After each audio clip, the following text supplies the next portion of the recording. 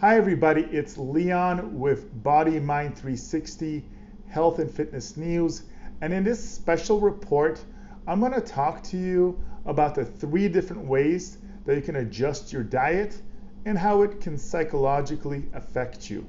Find out all the details right after the break.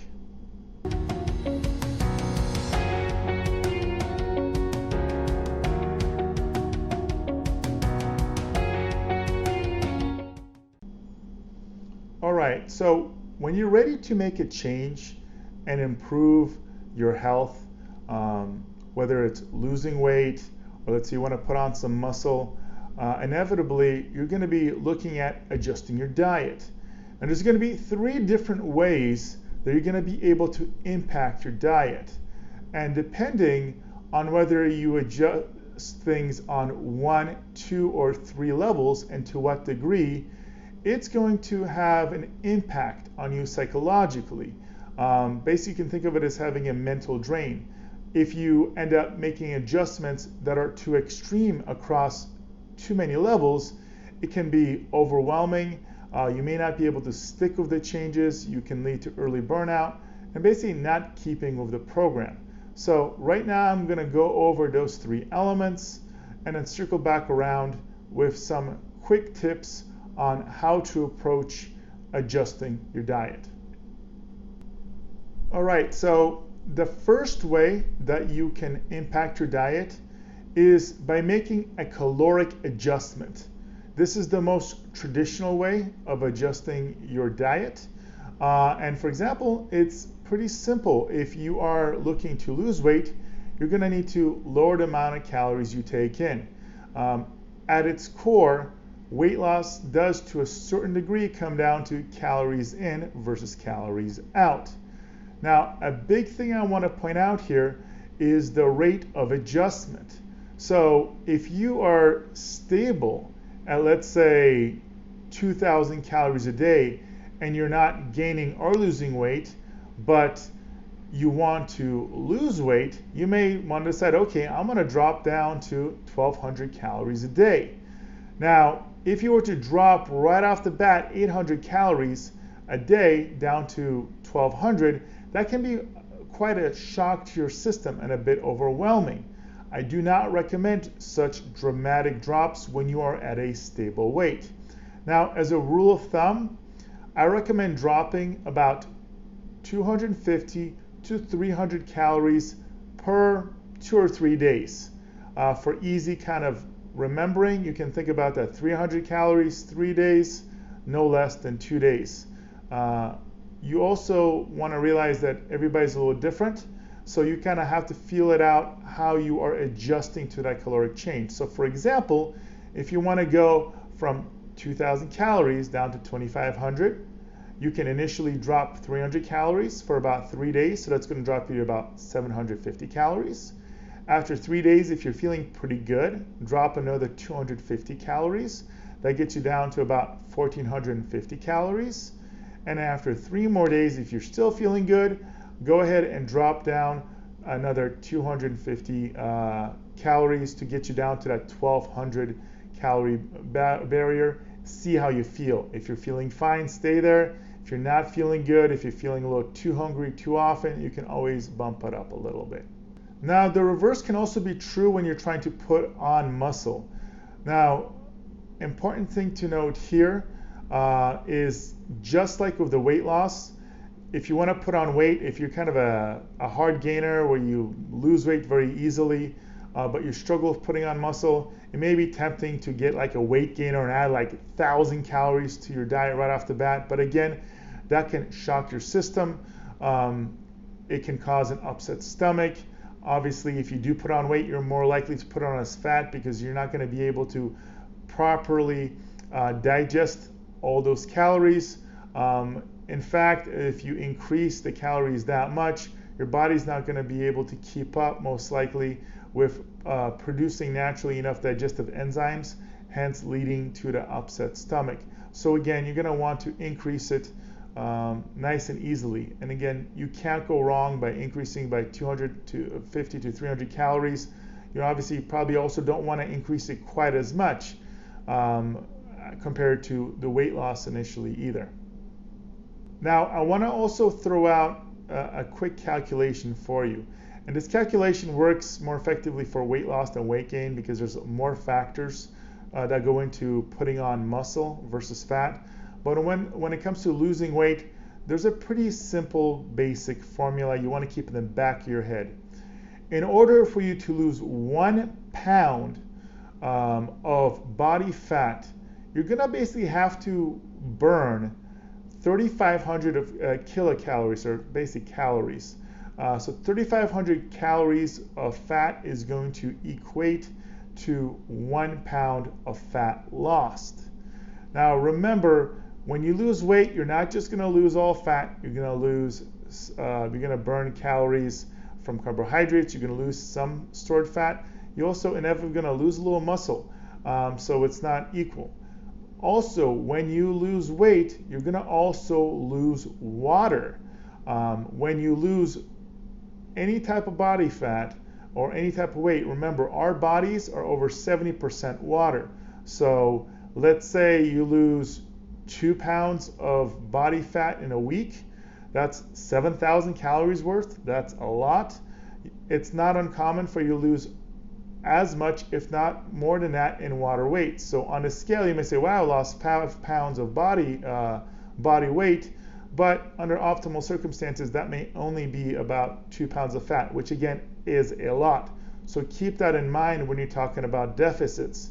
If you're in a 500 calorie a day deficit between dieting and exercise, multiply that by 7 days, that's 3,500 calories. That's a pound a week that you lose of fat potentially. Now, if let's say you have a 500 calorie deficit from dieting and then you burn 500 calories a day extra from exercising, that could be 1,000 calorie deficit a day. Now all of a sudden, that's 7,000 calories per week, and that's 2 pounds of body fat potentially. So keep those numbers in perspective when you're looking to adjust your calories, potentially to lose weight. Now, the second factor when it comes to adjusting your diet is changing your fuel source. So we can utilize pretty much anything for energy, just not all effectively. So for example, our body very naturally burns carbohydrates as an energy source. It's really easy for our body to access it. Whenever you eat, your blood sugar levels spike, and you basically have circulating energy before it goes into prolonged fat storage if you don't burn it. So carbohydrates are natural to burn. Fats are a great source of kind of long-term sustained energy. It doesn't come out of storage quite as easily, if you want to imagine it that way. In fact, if your blood sugar levels are spiked from eating lots of sugars, for example, in carbohydrates, your body is going to have a really tough time to pull out stored fats as an energy source. So fat is a good source of energy, but again, if your body is flooded with carbohydrates, you're less likely to be burning those fats. So the fats in your diet are likely to go into storage, and the fats that you want to burn, which are in your love handles all over your body, the stuff we're trying to drop, most of us anyways, is going to be harder to burn. So you can also burn protein, which basically is your muscle, as an energy source. Most of us do not want to do that unless for some reason you're really muscle bound and you're trying to kind of lean down and get rid of those muscles. But for 99 out of 100 people, probably not the case. So why do I mention that? I mention that because if you have a normal diet, and when I say diet just means eating pattern, you're probably eating all three of these sources. Now there are quote unquote diets, which are adjustments to what you take in that can impact how effectively you're gonna utilize these different sources for energy. So for a long time, low-fat diets were popular. There was a belief that fats were bad for you. A lot of that is going to be, or it has been proven to be not true. Fats are not necessarily evil. Now, trans fats, different story, very bad. But mono and polyunsaturated fats are healthy, and some saturated fats is not bad in your diet as well. So another really popular way of dieting is by changing from having using everything as an energy source to more specifically trying to go and use fat as your primary energy source. That is part of what's called the keto diet, which is short for the ketogenic diet. There's going to be a separate video on that. Make sure to check it out. I'll make sure to link it. It should pop up in this video as well once the ketogenic diet video goes live as well. But by changing that source of energy, you may get better or worse results. Now, not everybody's going to react the same. A lot of people do really well on a ketogenic diet. They feel like they have sustained energy. They don't have those hunger strikes as often, but some people don't react to it as well. Some people do really well on a low-fat diet, and they do well with complex carbohydrates as long as they stay away from the sugars. Other people don't do well. Me, for example, when I stick to a carb-focused diet, I don't do well. It upsets my stomach. I tend to put on weight even if I keep the fats low. That's just me. Your results may vary. But those are two really big variants when it comes to adjusting your primary energy source. I do not recommend going off protein as a primary energy source. Our body does not effectively break down and easily break down protein. In a diet, it takes extra energy to break it down, so it puts an extra strain on our livers, and it's just not something that our body naturally wants to do. Can it? Yes, in a pinch. If you were to get rid of carbs and fats in your diet completely, you could, but there's a reason why a no-fat, no-carb diet, pure protein diet isn't really popular and isn't really effective out there. Outside of cost limitations, there's also just the natural fact that our bodies don't use it as an effective source of energy. Now, the final way to impact your diet and change your diet is by changing the frequency of your food intake. In layman terms, change how often you eat. Now, in our society, we've been trained to basically eat 3 meals a day for a long time. Even there's, promotional stuff like I think Taco Bell's got the 4th meal, pushing a 4th meal. Some people push for grazing, where you eat just 4, 5, 6 small meals throughout the day. Now, point is, by adjusting how often you eat, it is going to impact numerous levels, elements rather, not levels.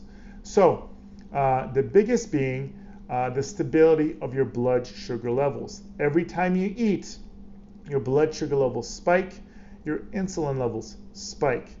Now, the main reason this is important is that when your insulin levels are elevated, it is very difficult to burn fat. High insulin levels basically equal storage mode.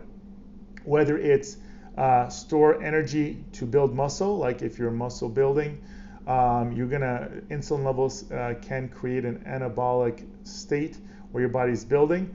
Unfortunately, more often than not, high insulin levels and eating bad food, not exercising, leads to fat storage. Now, if you eat less frequently, you are going to have periods where you don't eat, also known as fasting. It is also related to a really popular way of controlling your diet, and that's called intermittent fasting. I will have a whole video on that as well. It's going to be linked in this video as soon as that video goes live. And in basic terms, that's controlling periods of eating versus fasting.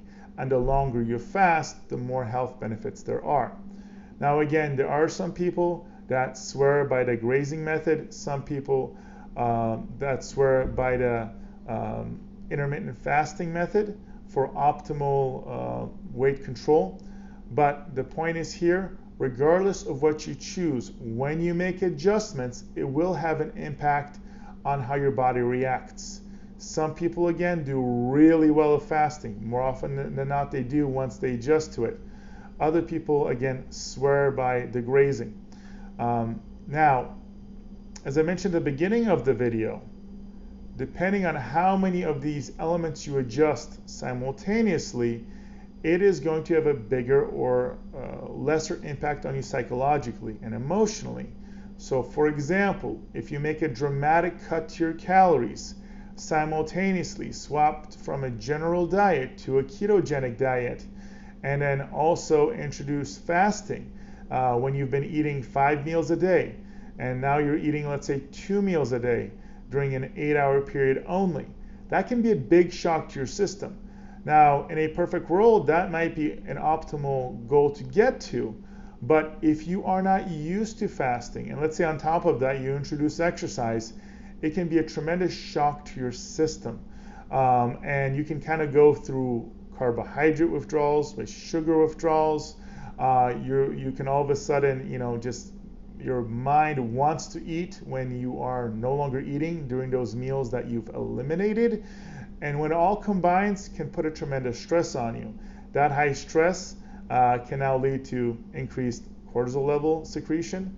That's a topic for another day, but basically high cortisol levels related to stress, again, leads you to break down tissue, healthy and unhealthy, can lead to you gaining weight and having trouble putting on muscle as well.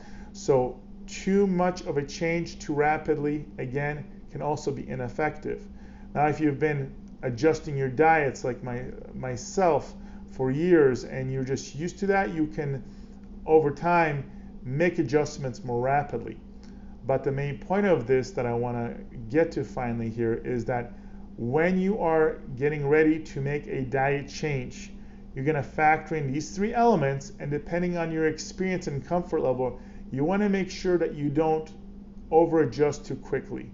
And then over time, think of these as 3 different knobs you can adjust. Energy source changing, caloric amount changing, frequency, you can adjust that to optimize it to your needs.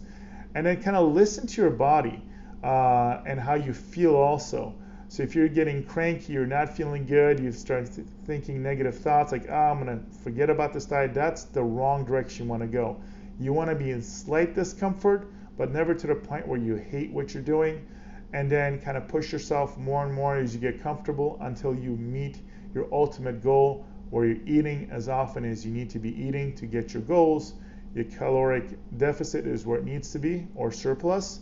And also you're living off the fuel source that you're aiming to live off. So I hope that helps out as a basis foundation. So if you've kind of had issues with yo-yo dieting, or saying, man, I tried this diet or this diet, never works, think about these factors. Did you change the amount of calories you took in too quickly, up or down? Did you change your energy source too quickly or in combination with the other element? And did you adjust your frequency? Some people just say, I'm just going to stop eating, I'm going to just be crazy fasting only once a day, and they're not used to that, and that's too much of a shock. So ask yourself those questions. And then if you need assistance, reach out to a professional, or if you have a coach. If you're watching this and you're one of my clients, talk to me and I'll help you out. And other than that, good luck on your dieting journey. And as always, guys, I'm here for you. Thank you for watching another special report of Body Mind 360 Health and Fitness News. And I'll see you guys on your journey to a healthier body and mind.